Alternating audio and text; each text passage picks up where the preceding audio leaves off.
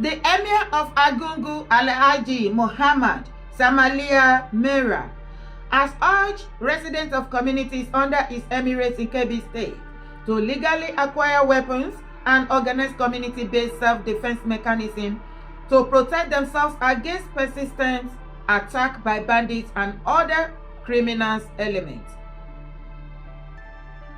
According to the Emir, communities should remain vigilant and proactive in confronting the growing insecurity threatening lives and properties across the area.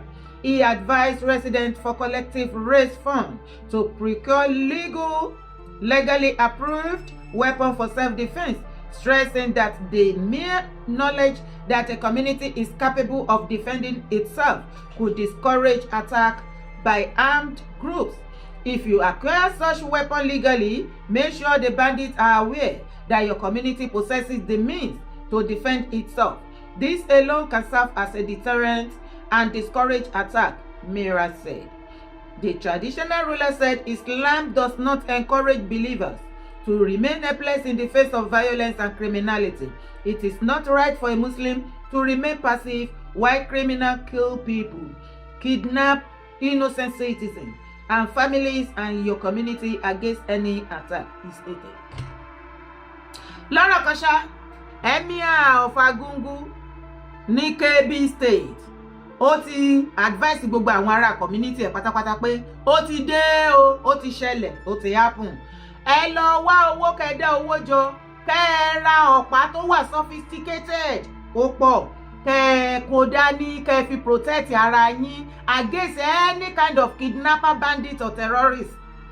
Ó wá tún tẹ̀síwájú wípé tí wọ́n bá ti ra àwọn legal ammunition yìí o, kí wọ́n ṣe kíni, kí wọ́n fi hàn kán jẹ́ kí àwọn terrorists mọ̀ wípé àwọn náà ti ready láti protect community wọn.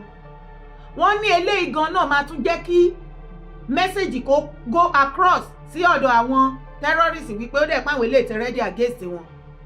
Ṣùgbọ́n kí gbogbo àlàyé ẹ̀kọ́ lè yí ẹ, jọ̀ọ́ torí Ọlọ́run tẹ̀lé mi kó wá wo fídíò yìí. Nílẹ̀ Yorùbá báyìí, ó ti di woro sí woro. Ẹni orí yọ, ó dilé, má bá wọn rìn rẹ́gbẹ̀rẹ́gbẹ́ o, kó má bàa tẹ́.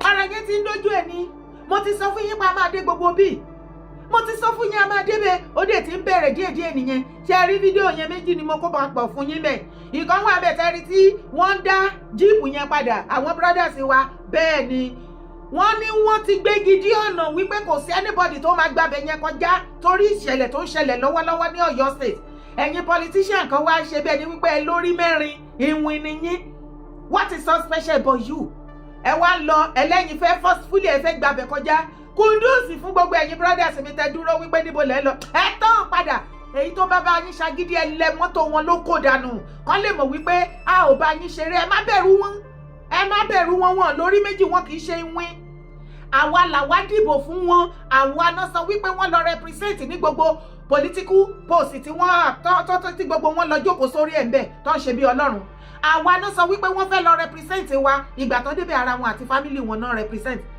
àwa náà sọ wípé wọ́n fẹ́ lọ ṣiṣẹ́ fún ìgbà tó débẹ̀ political party wọn àti godfather godmother àtàwọn àti family wọn náà ṣiṣẹ́ fún wọ́n wá pa àwọn aráàlú mo ti sọ mo ní tó bá tó àsìkò àwọn aráàlú máa ṣèdájọ́ ìdájọ́ ẹ̀yin stakeholder ẹ̀yin politicians ilẹ̀ Yorùbá ọwọ́ àwa mẹ̀kúnnù aráàlú ló wà ìdájọ́ ẹ̀yin àgbàgbà ilẹ̀ Yorùbá lápapọ̀ ọwọ́ wa ló wà àwa wá kó gbogbo yín yẹn papọ̀ àti ẹ̀yin religious leader àwa fi yín pàrokò burúkú bí wọ́n ṣe fi Mr. Oyedokun tó fi àrokò burúkú ránṣẹ́ sílẹ̀ Yorùbá àwa fi yín pàrokò ibi ránṣẹ́ sí federal kí wọ́n lè mọ̀ wípé ó ti dogun ó ti dọdẹ yes ibi tọ́rọ̀ yẹn dé dúró nìyẹn gbogbo ilẹ̀ Yorùbá tó kù ẹ̀yin yúùtù wa iṣẹ́ wà lọ́wọ́ yín ẹ̀yin ni wọ́n ń dojúkọ wọ́n ti gbáyé yín wọ́n ti gbàná wọ́n ti gbòní wọ́n ti gbọ́lá ẹ̀ ní future ẹ̀ láyé this is the time àsìkò ti tó enough of pray for Nigeria ọ̀rọ̀ pray for Nigeria any pastor àti chief imam àti any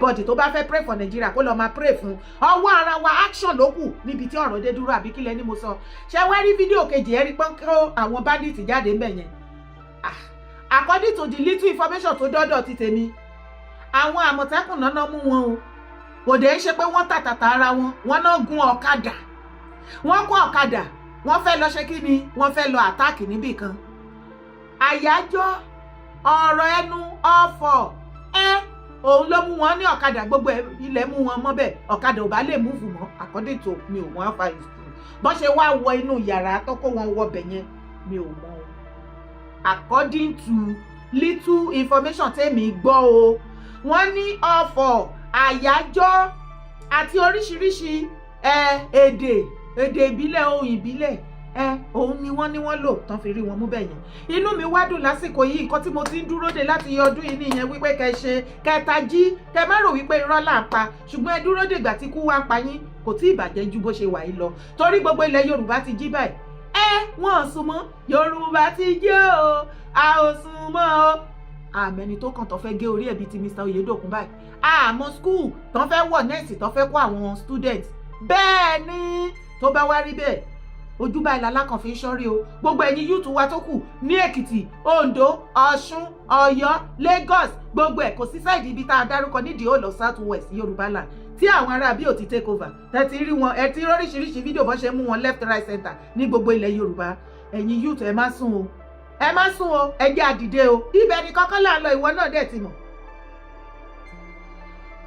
ọ̀rọ̀ yẹn ti dójú ẹ̀ wọ́n ní a true mother doesn't celebrate while her children are missing. Atiku slam First Lady Remi Tinubu over abducted school children. Bẹ́ẹ̀ni. First Lady Oluremi Tinubu's public engagement during the period saying a true mother does not celebrate while her children are missing, adding that leadership should prioritize the safe return of abducted victims over political festivity. Atiku further described ongoing display of celebration amid insecurity as insensitive, insisting that Nigerians expect urgent action rather than what he called political pageantry, while urging authorities to ensure the immediate rescue of the kidnapped pupils and teacher. Tó bá jẹ́ lórí ọ̀rọ̀ eléyìí, èmi support Atiku orele sọ. Wọ́n Islam mọ̀mọ́ rẹ̀ mí, ṣé kò dáa ni? It is true. Ṣé ìwà abiyamọ ni mọ̀mọ́ rẹ̀ mi ń wù nígbà tí wọ́n gé orí Mr. Oyedokun tí wọ́n kó àwọn ọmọ lọ àwọn ọmọ sì wà ń bẹ̀ ẹnu ẹ̀ láṣẹ wà títí dìsín nọ́tìsì pé láti ìgbà tọ́rọ̀ yẹn ti ṣẹlẹ̀ gbogbo fámìlì Tinubu oníkálukú ṣe wẹ́ ní ìrírú ẹbí ìrí láyé ní àbò ti rírú ẹ̀rí ni tẹ̀lé mi wá gbọ́ fídíò yìí. The first lady Remi Tinubu is sitting in Abuja there. Instead of busy about taking care of husband in the kitchen, interfering in warrior affairs. Yeah, she did a big up in her shoe skate. Children are kidnapped in northern Nigeria. As a mother, she has no feelings. Is that the woman who calls herself a mother? Is that what we call a mother? No. Is that what we call a mother? No. She should take care of her responsibility by taking care of her husband and her children. She has no place in the office of the presidency. There's no constitutional provision for her. We are not missing words at this point. Our blood is not bleeding. We are tired of all this nonsense from the Shekiris. No matter who is it, we are prepared for it. Let the nation know that we are prepared. Thank you very much. God bless all of you. Thank you very much. The allowance for it, I should get them move far away from them. Very quickly, let's have Chief Reggie. However, I don't know why Mommy Tinubu is doing this. You gather women. You didn't do like Abiyamoto Nitara, like what Jonathan's wife did. Why can't you pretend too? You didn't campaign for these children. Bring back these children. You're only saying motto for 36 states. Mama Tinubu, you make Tinubu to lose. And Woloma don't you, Mama? You don't carry power for head. You don't carry power for head, yo. Mama Tinubu, you go lose this election if you don't careful. Because you don't care for these children, you go waste your vote. Yeah, Mama. Oh, be careful. Nigeria is not there happy. You they do campaign. No. Oh serious. In go to Eko Jade, Congo League protests. Oh, what no moto, Mama. Oluremi, where you not be Yoruba? She not be Yoruba now. Mama, you be dead now. Me, I go tell you correct. I know say you don't good like me before. She don't like me before now. Oh, But nobody go fit tell you correct. But what you do, Mama? Na bad thing. Make I tell you. Mama BD say we no want no be our Mama BD say Oluremi Tinubu no we our Mama no be our Mama no be our Mama BD say Osuma bi Yagba no be our Mama Ojino Sabiyamo no be our Mama no be our Mama BD so Oluremi Tinubu ó ti dáwọ́ ríru. Ó ti dáwọ́ ríru. Mama, you are not worthy to be our mother. Ọlọ́run ọba ń gbé níbi tí àwọn abiyamọ nínú ilẹ̀ yóò Nàìjíríà bá dìde wípé àwọn ni first lady, àwọn ni ìyá tó bí gbogbo population Nàìjíríà. Mama, patient Jonathan number 1 ni. Only you wọ́n wá kákọ̀ ẹ ti gbàgbé ìgbà tí wọ́n kó àwọn Chibok girls. There is God. Mo ti wá first lady of Nigeria tí wọ́n drag tó Mama patient Jonathan nígbà ayé wọn nígbà regime wọn. Ní kú mọ̀mọ́. Kò tí sí. Wọ́n máa farajọ tí àwọn Tinubu ìtorí ìwọ̀nba tá à sọ yìí báyìí wọ́n dúró dè mí kí n dé Nàìjíríà kan gbé mi ní kò dẹ̀ káyé. Ìgbà tẹ́ ẹ̀ gbé mi kí lẹ fayé ṣe. Àti mọ̀ṣẹ́ ọwọ́ yín.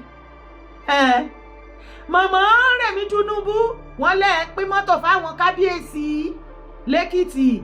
Ẹjọ́ iṣẹ́ wo làwọn kábíyèsí ṣe tẹ́ lọ há mọ́tò jíìpù sídìí wọn? Ṣé the same àwọn kábíyèsí tó ti sá kúrò ní palace tó jẹ́ Ìbàdàn, Lagos State, Adó Èkìtì ní gbogbo wọn gbé? Wọ́n máa ń rí súùmù sí orí àpèrè ní wọ́n gbọ́ pàṣẹ wọ́n gbé rúkẹ̀rẹ̀ àtòrí adé lọ 12 PM ọ̀sán òun ni wọ́n máa ń rí súùmù sí palace. Wọ́n á ṣiṣẹ́ di 4 PM tí 4 bá ti lù báyìí wọ́n tún ti gbé ìrùkẹ̀rẹ̀ àtòrí adé àtọ̀pá àṣẹ yìí inú mọ́tò ọ̀dẹ ẹnu orí yẹ ó dilé. Wọ́n ti dá àwọn aráàlú sí oh God, ṣé yẹn ló wá yọ jeep torí kò yé wa ni ṣé torí ìbò February yìí náà ẹ pẹ̀lẹ́ mọ̀mọ́. Wọ́n lẹ tún ti gbé ìwà yín dé wọrí èmi náà ti mọ̀ ìgbà tí mọ̀ dádì Ọ̀ọ̀ni tí dádì Ọ̀ọ̀ni ti tẹ̀lé yín ẹ lọ joyè lọ́dọ̀ bàbá wa Olú of Warri kábíyèsí Olú of Warri very handsome kábíyèsí ẹ pẹ̀lẹ́. Ìgbà tẹ́tí débẹ̀ tẹ́tí sọ ọ̀gàgímọ̀ ọ̀gàgàgégé ó gègé gàgà. Ìgbà yẹn mo ti mọ̀ pọ̀rọ̀ yìí máa gbòdì. torí èdè tẹ́ ń wí gan òye wa ọ̀gàgí mọ́ ọ̀gàgán mọ́ ọ̀gàgégègégègé kí jẹ́ ìfẹ́ náà sọ̀rọ̀ ni ìgbẹ́ mo ti mọ̀ pé mọ̀mọ́ yóò wọ́ ti tó bí àwa mọ́dà àbí kí ni gbogbo ránran yìí kí ló ṣe Tinubu family torí Ọlọ́run ṣé ànígbẹ́bọ lórí màtá yín báyìí kí ló ń ṣe mọ̀mọ́ Tinubu àti first daughter ṣebí tí mọ̀mọ́ láyé sọ ti first daughter yín Ṣadé Tinubu ó láyé sọ lánàá tó múra kankan tó ní òun àṣìyá lọ́jọ́ òun ti kó gbogbo àwọn ìyá ayé sẹ́yìn o òun fẹ́ máa han gbogbo àwa tó kù léèmọ̀ ńlẹ̀ Yorùbá léṣù sọ òótọ́ ọ̀rọ̀ fún léṣù advice ẹ̀ sóòótọ́ ọ̀rọ̀ ó kò jà fún ìran ọmọ Yorùbá ń jà fọmọ Yíbò ó wá fẹ́ fọ́sọ̀ ọmọ Yíbò lé wa lórí wọn wá sọ fún kí ló kan lọ gbẹ́júmọ́ iṣẹ́ ìyálọ́jà eléwé ọmọ inú burúkú bábí ló bá gbé parí o ó ní wọ́n ṣe pé òun ló léwé ọmọ ìgbà tó mọ̀ pé ò ní láìkì kan báyìí pé eléwé ọmọ ewé làbọ̀rọ̀jẹ̀ ìyálọ́jà ìyálọ́jà ìyẹn láyé yanjú àti ìkólẹ̀ ẹ̀yin náà tún ti ṣe ti yín lọ́rọ̀ kan ṣá wọ́n lẹ́ẹ̀ ti gbé wá lédè wọ́n lẹ́ẹ̀ tún ti gbé kíní ìwà yìí ẹ ti gbé dé wọrí lọ́hùn ẹ tún ti bẹ́ẹ̀ náà ni Fọláṣadé Tinubu gbé tiẹ̀ lọ sẹ́dọ̀ èyà inú ẹ̀jẹ̀ ló wà ó ti pẹ́ pé ó ti wà nínú ẹ̀jẹ̀ fámílì Tinubu kí wàá ló fa gbogbo ránran tí gbogbo yín kàn constitute káàkiri ẹ kàn ń disgrace wa ṣá nílẹ̀ Yorùbá ẹ̀yin obìnrin Tinubu family mọ́mọ́ Fọláṣadé Tinubu àti mọ́mí wọn mọ́mọ́ Rẹ̀mí Tinubu ẹ ń bójú àwọn obìnrin jẹ́ kí lẹ fẹ́ kí àwọn other ethnic women kan máa sọ nípa wa torí ránran tẹ̀kàn wá ń ṣe káàkiri kò yé wa mọ̀mọ́ ṣojú mọ̀mọ́ yá gbójú bẹ́ẹ̀ ni wípé wọn ò gbọ́ àbí kò ṣe mọ̀mọ́ yìí tẹ́ bá ti fẹ́ àdírẹ́sì Nàìjíríà ẹ máa ní ẹ̀yin o you are the mother to all Nigeria population more than 300 Nigerians ẹ̀yin nìyá wa ẹ jọ ẹ fúnra lára yín níbi tá a bá dé ẹ ṣèdájọ́ ara yín. Mọ̀mọ́ Rẹ̀mí Tinubu tí gbogbo ayé bá bẹ̀rù yín èmi ò lè bẹ̀rù yín o ènìyàn bí ti yín ni mí náà èèyàn ni yín èèyàn ni mí ẹ̀ lórí méjì wétì àwa máa sọ títọ́ ọ̀rọ̀ fún yín bẹ́ẹ̀ ni èmi ò ní tẹnubọlẹ̀ bíi tàwọn tó kù lẹ́yìn kíbọ̀dù àwa máa pariwo síta èèyàn kan ló máa sọ títọ́ ọ̀rọ̀ fún yín bẹ́ẹ̀ ni ò tiẹ̀ fẹ́ gbọ́ ẹ fọwọ́ ara yín ṣèdájọ́ ara yín nínú gbogbo nǹkan tọ́kọ sílẹ̀ fún yín ṣe what to be our mother kò síbi tẹ́ gbà what yẹ torí ó ti yé mi yèyé dára irọ́ ni mọ̀mọ́ yìí pa Dádì Adébóyè àsìkò tó tí ó tẹ máa jẹ́wọ́ fún wa báwo ni mọ̀mọ́ ìṣe pass theology school tẹ́ fi sọ́ di evangelist tẹ́lẹ̀ ó ti di pastor torí wọn ò mọ nǹkan kan nínú bíbélì bó ti wù ú tí ò bá wá jẹ́ bẹ́ẹ̀ ẹ̀yin ò ṣe fi nínú ẹsẹ̀ bíbélì kẹ́ fi kún ìrìn àjò ayé yín bẹ́ẹ̀ ṣe jẹ́ mọ̀mọ́ ṣé ẹ̀rí kà nínú bíbélì nígbà tí Jesus Christ tó ń ṣe kí ni tó ń ṣe wáàsí wáàsí bíi ti bó dára wáàsí náà ni preaching ṣáà ni wáàsí nígbà tí Jesus Christ tó ń ṣe preaching tó ń wàásù ìhìn rere ó ní èwo nínú wa ó tún bí àwa náà nígbà náà nu bíbélì according to the Bible ni o don't come for me o wọ́n ní tó o bá bí ọmọ tó jẹ́ 100 tí ìkan wá sọnù bẹ́ẹ̀ ṣé wàá sọ wípé torí 99 ṣì kù sílẹ̀ ẹyọkan tó sọnù yẹn kò àmọ́ ni kò wá rẹran Jesus Christ ó ní lẹ́lẹ́ àwọn máa protect 99 yẹn wọ́n á wá na gbogbo agbára àti iṣẹ́ tán bá lè mọ̀ láyé àti lọ́run láti fi wá ẹyọkan yẹn kò ń ṣe bíi titi yín àmọ́ bíbélì ibi tẹ́ ẹ̀ka òdì bíbélì lẹ́ka ẹ fi wà jọ Jésù ẹ dẹ̀ pera yín ní Christian kí ni ìtumọ̀ Christian Christ like ẹ fi wà jọ bàbá. Wọ́n gé orí Mr. Oyedokun lọ tí ẹ ríro tí ẹ ṣe pín so àtẹ̀yìn àti mọ̀mọ́ Fọláṣadé àti gbogbo yín inú fámìlì Tinubu tẹ́ ẹ bá ti wá kọ̀ndẹ́mù kan tó ṣẹlẹ̀ yẹn ìyẹn ti wá mí lójú títí yín wípé ìṣẹ̀lẹ̀ ń gbógun tìjọba ọkọ yín àbí àní nǹkan òye yín ìgbà tó jẹ́ pé ìmọ̀tara ẹni nìkan ló ti jẹ gbogbo yín ní fámìlì Tinubu ó ti jẹ yín kegungun ìbájẹ́ wípé ọ̀rọ̀ yé yín ni àsìkò tó yẹ kí mọ̀mọ́ Rẹ̀mí Tinubu ṣáájú bẹ́ẹ̀ kí Fọláṣadé dúró lẹ́gbẹ̀ẹ́ kẹ́ wá kó gbogbo àwọn ìyá ayé tẹ́ ń kó kiri ayé kẹ́ wá kó wọn kọ́tò lẹ́yìn yín kẹ́ wá máa ṣe kí ni kẹ́ máa sọ fún wọn wípé Ọlọ́run ṣàánú ilẹ̀ Yorùbá Ọlọ́run ṣàánú abiyamọ ni mí I am the mother of the nation wọn kú ògùdọ̀ gbọmọ pa lọ́wọ́ mi wọn gbúdọ̀ máa pa wọn ọmọkùnrin mi wọn gbúdọ̀ káwọn ọmọ kókó lọ kẹ́ wá wò bóyá gbogbo ọmọ Yorùbá wọn gbá tì yín bóyá máa sing praise yín for the first time in history tí anybody máa sọ wípé nǹkan rere kan ti ọ̀dọ̀ yín wá irọ́ nǹkan tẹ́ máa ṣe yẹn ó ti ní yín lára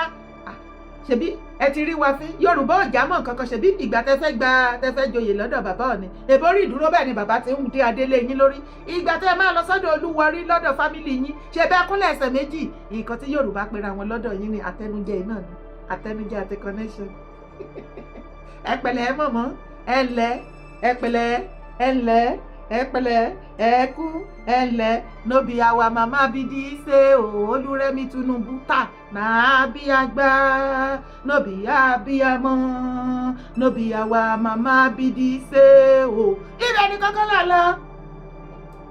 Muslim reject terrorist demand for Sharia law meho.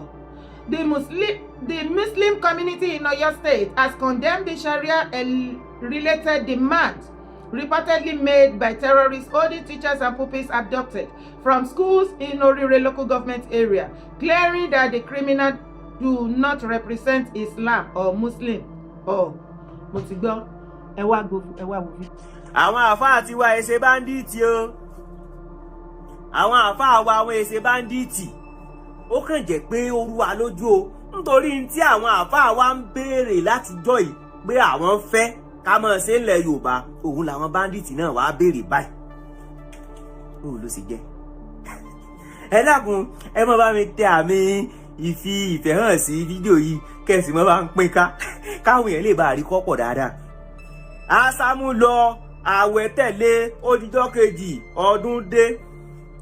Àwọn àfáà kan wọ́n ń pè wípé àwọn fẹ́ ṣẹ̀ríà law nílẹ̀ Yorùbá wọ́n ṣe mítìnì wọ́n kọ lẹ́tà sáwọn gómìnà àwọn gómìnà ọ̀gbà wọ́n láwọn ò lè fọwọ́ sírú ẹ̀ náà bá gbéra.